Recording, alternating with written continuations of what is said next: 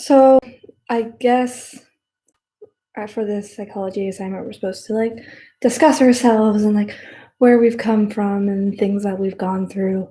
Um, I grew up in small town Iowa with about 2,000 to 3,000 people in it. So there wasn't a whole lot of diversity there. Um, I remember anytime that there was somebody who moved in that was a minority, everybody was like, "Oh my God!" Like they were like celebrating it because they're like, now we're diverse. But then like there was only one black kid that had been there for quite a few years that anybody really liked. Um, and then he was like a cool dude. He was nice and everybody had a lot of fun with him.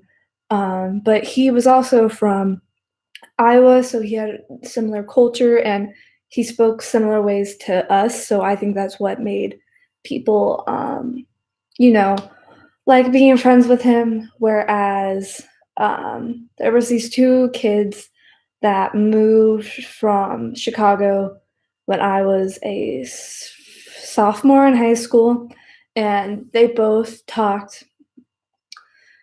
They they talked in a way that most kids my age called it ghetto, and they were not very articulate, but you could understand them. Like you could have fine conversations with them.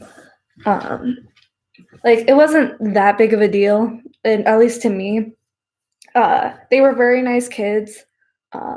I remember one time asking them why they moved here because like to my town because that town was, pretty out in the middle of nowhere, and they were the few minority kids that we had in town. And they I remember the girl, she told me that they moved out here because my parents or my mom grew up on the east side, so we went to the east side a lot, to visit my grandparents. And the east side used to be called the ghetto. Like everybody got into fights there, and she's told me horror stories of being there. And to hear that from another human being that they moved somewhere because they were scared for their life, and that there was a possibility of them being murdered. It like it's it causes you to like think about the world in a different way than you normally wouldn't. Like I don't know, just my mom always taught me, like, I would hope everybody's parents would teach them this, but you never know these days, that, racism was wrong, and, they're just the same as you. It doesn't matter their skin color, because they know and experience things that you haven't experienced. So they have different viewpoints than you, and that's okay. That's how we learn from each other, and grow as people. Uh, like And just to hear stuff like that, like people being scared that they're gonna be murdered, and like I work at Hy-Vee. Hy-Vee is one of the most, like, in my opinion, like at the one I work at, there are more people there that are a minority that work there than there is like white people. Like so many of my close friends are people of color. Like I've never, I guess I've never had. I'm not gonna say it's like an issue because it's something you like fight every day, but I've never had this like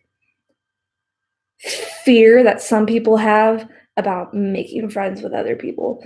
Like one of the first people I ever met there and worked with at Hy-Vee was a girl named Charlotte, and she was from Tanzania, and she was one of the funniest and nicest people I had ever met. And like there's been more like white people I've met at Hy-Vee that have been absolutely garbage, that have been absolutely horrible people. And like I'm not gonna be like, oh, it makes me like people of color better or anything like that. But you it it helps you, um I don't know, it, like, in my opinion, it really just shows, like, stuff like that just reinforces the idea for me that everybody is terrible. Everybody has terrible people in their, like, sections of society or sections of, like, race. There's terrible people no matter where you go. So the fact is that, like, why should I treat them any differently? And, like, this has gotten really rambly, and honestly, I haven't even touched on most of the things that were asked of me. But, like, growing up in a small town didn't define who I was and how I viewed other people. Growing up with a parent who did not allow me to view things that way, to not act a certain way, is what helped me as a human being. Like, there are people in my town who have been there for generations upon generations upon generations. Like, a lot of them, actually, I can't say that. That's not nice. Um, but like, their parents have been there. They don't have an experience, uh, diversity. They haven't experienced half of the things that other people have. So to them, jokes that would appall people from like Des Moines, like these jokes are absolutely hilarious to these people, and they don't see the underlying connotations to them. And that's why like why you hear a lot of horrors of small town people being extremely racist, which like I'm not going to say my family's perfect. um my mom and my cousin and a few other people in our family are like like the good cases. um but I'm not going to lie and say that like my family hasn't, like there haven't been people in my family that haven't said the N word and haven't just been absolutely abhorrent people. And those are people that I tend to shy away from. And everybody always says things like, they're your family, they're your blood. But to me, I rather have someone like label someone as family of mine who is respectful of other people and doesn't just care about how much melanin is produced in your skin. And I don't know. And the thing is that I acknowledge that I'm not perfect.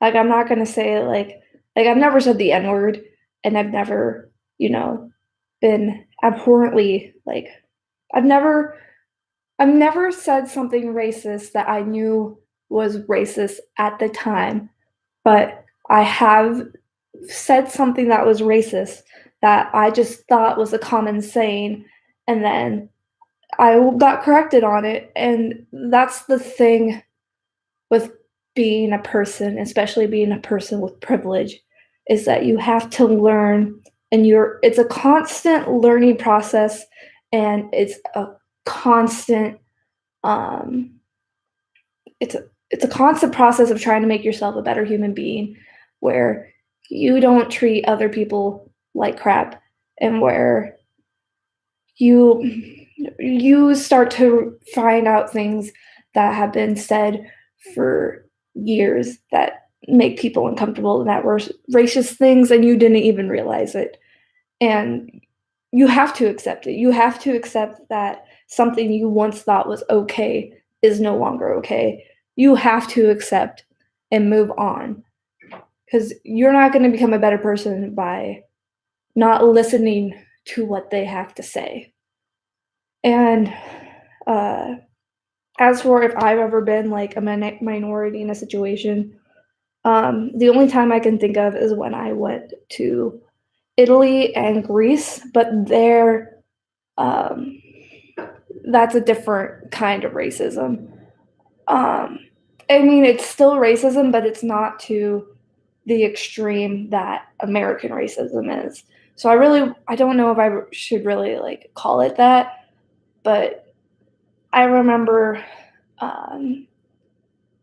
There was one day in Italy where we would get to travel on our own, like not really travel, just like wherever city we were at, we would get to walk around in a little while, and um, we would get to walk around on our own in like a small group, and sightsee on our own. So we weren't always like to give us a little bit of independence, I guess.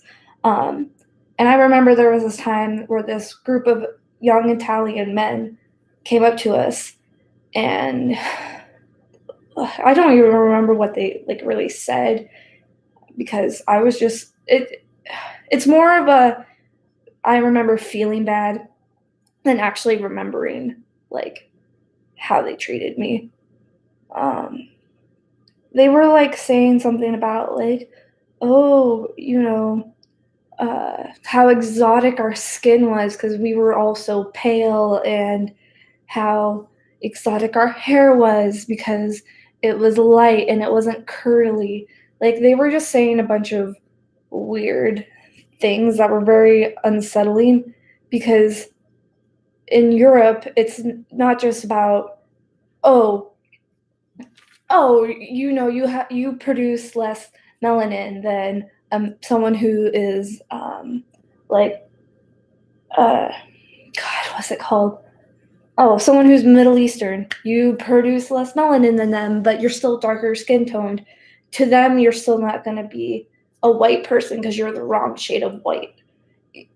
In Europe, it goes a lot deeper than something as like obvious, I guess you can say.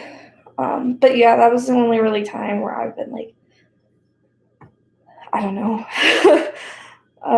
It was just an experience, and it could have just been xenophobia, because once we told them that we were American, they acted even weirder. So I just realized this video is 12 minutes long, and I'm being totally extra. So I'm gonna stop this video now.